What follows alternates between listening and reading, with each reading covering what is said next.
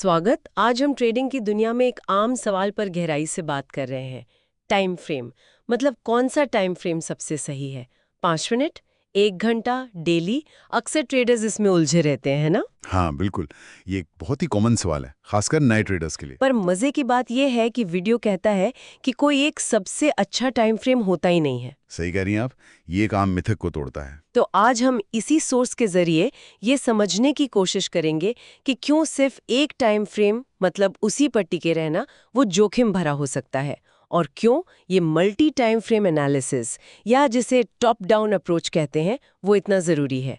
चलें इस गुत्थी को सुलझाएं। बिल्कुल, चलिए शुरू करते हैं। तो वीडियो का पहला पॉइंट यही है कि कोई बेस्ट टाइम फ्रेम नहीं है, बल्कि टॉप डाउन एनालिसिस पर फोकस करना चाहिए। ये टॉप डाउन एनालिसिस आखिर है क्या, थोड़ा समझाएंगे? हाँ, देखिए, टॉप डाउन एनालिसिस का फंडा बहुत सीधा है। आप जिस भी छोटे टाइम फ्रेम पर ट्रेड कर रहे हैं, मान लीजिए 5 मिनट चार्ट, तो ट्रेड लेने से पहले आपको उससे बड़े टाइम फ्रेम देखने चाहिए, जैसे 1 घंटा, 4 घंटा या डेली चार्ट। अच्छा, बड़े चार्ट्स। जी, क्यों? उनसे क्या पता चलता है? उनसे आपको मिलती है बड़ी तस्वीर, मतलब मार्केट का ओवरऑल ट्रेंड किस तरफ है। हम्म, और सबसे जरूरी बात, बड़े महत्वपूर्ण सपोर्ट और रेजिस्टेंस लेवल्स कहाँ हैं। जी। ये लेवल्स अक्सर छोटे टाइम फ्रेम के लेवल से ज्यादा ताकतवर होते हैं। ज्यादा ताकतवर क्यों? क्योंकि सोचिए, एक डेली कैंडल में पूरे दिन की ट्रेडिंग समाई होती है, जबकि 5 मिनट कैंडल में सिर्फ 5 मिनट की। ये। तो जाहिर है, डेली कैंडल या 1 घंटे की कैंडल में ज्यादा वॉल्यूम, ज्यादा पार्टिसिपेशन, ज्यादा डेटा होता है, इसलिए उन लेवल्स का वजन भी ज्यादा होता है। समझ गए। सोर्स में इसका कोई प्रैक्टिकल उदाहरण भी है, मतलब जहां ये गड़बड़ हुई हो? हाँ बिल्कुल, वीडियो में एक केस स्टडी जैसा है। एक ट्रेडर 5 मिनट चार्ट देख रहा है, उसे एक बढ़िया खरीदारी का सिग्नल मिलता है। कीमत एक पुराने रेजिस्टेंस के ऊपर टिक गई है जो आप सपोर्ट बन गया है, और ऊपर एक गैप फिल का टारगेट भी दिख रहा है, मतलब लगता है कि कीमत ऊपर जाएगी। सुनने में तो एकदम परफेक्ट ट्रेड लग रहा है। 5 मिनट के हिसाब से तो सब सही है। हाँ, 5 मिनट के हिसाब से बिल्कुल टेक्स्ट बुक सेटअप है, लेकिन लेकिन क्या ट्रेड फेल हो गया? हाँ वही हुआ।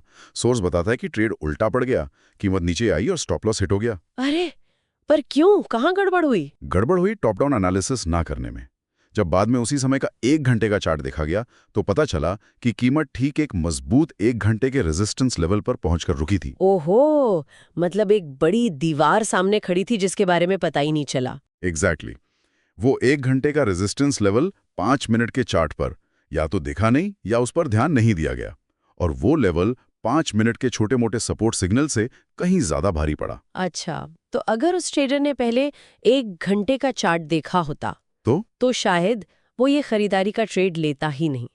उसे पता होता कि ऊपर खतरा है, या फिर अगर लेता भी तो बहुत संभल कर मतलब जैसे ही कीमत उस 1 घंटे के रेजिस्टेंस के पास पहुंचती, वो शायद अपना प्रॉफिट जल्दी बुक कर लेता।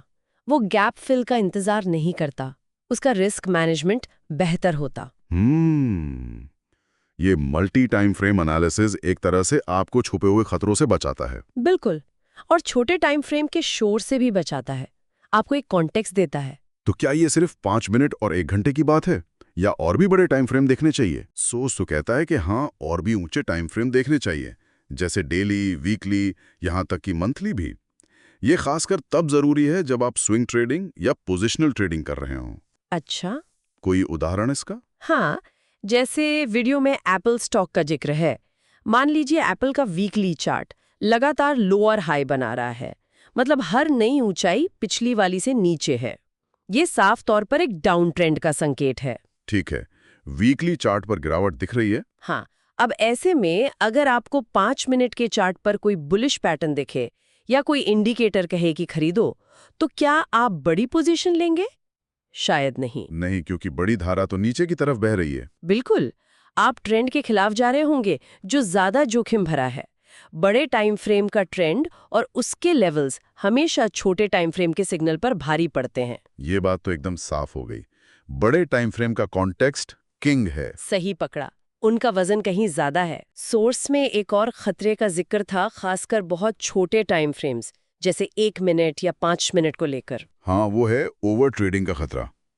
इन छोटे फ्रेम्स पर बहुत तेजी से उतार चढ़ाव होते हैं, सिग्नल बनते बिगड़ते रहते हैं। इससे क्या होता है कि ट्रेडर बार बार जल्दी जल्दी ट्रेड लेने लगता है, बिना पूरी तरह सोचे समझे।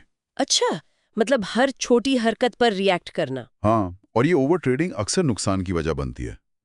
टॉप डाउन एनालिसिस यहाँ भी मदद करता है। जब आपको बड़ी तस्वीर पता होती है तो आप इन छोटे मोटे सिग्नल्स में आसानी से नहीं बहकते। आप ज्यादा अनुशासित रहते हैं। तो अगर किसी को ये तरीका अपनाना हो तो शुरुआत कैसे करे? कोई मोटा मोटा तरीका? सोर्स कोई फिक्स रूल तो नहीं देता, पर लॉजिक यही है। पहले सबसे बड़े टाइम फ्रेम से शुरू करें, वीकली या डेली। मुख्य ट्रेंड और मुख्य सपोर्ट रेजिस्टेंस जोन पहचानें। फिर मीडियम टाइम फ्रेम पर आएं, 4 घंटे या 1 घंटा। देखें कीमत बड़े जोन के मुकाबले कहाँ है और यहाँ के लेवल क्या है। आखिर में अपने पसंदीदा एंट्री टाइम फ्रेम पर जाएं, 15 मिनट या 5 मिनट। और एंट्री सिग्नल तभी लें जब वो बड़े टाइम फ्रेम के एनालिसिस से मेल खाता हो। ठीक है, मतलब बड़े से छोटे की तरफ देखना है। हाँ, ऊपर से नीचे, टॉप डाउन। चलिए, तो इस सारी बातचीत को समेटते हैं। मुख्य बात क्या निकल कर आई? निचोड़ यही है कि ट्रेडिंग में कोई एक सबसे अच्छा या जादुई टाइम फ्रेम नहीं होता। सफलता के लिए जरूरी है मल्टी टाइम फ्रेम एनालिसिस।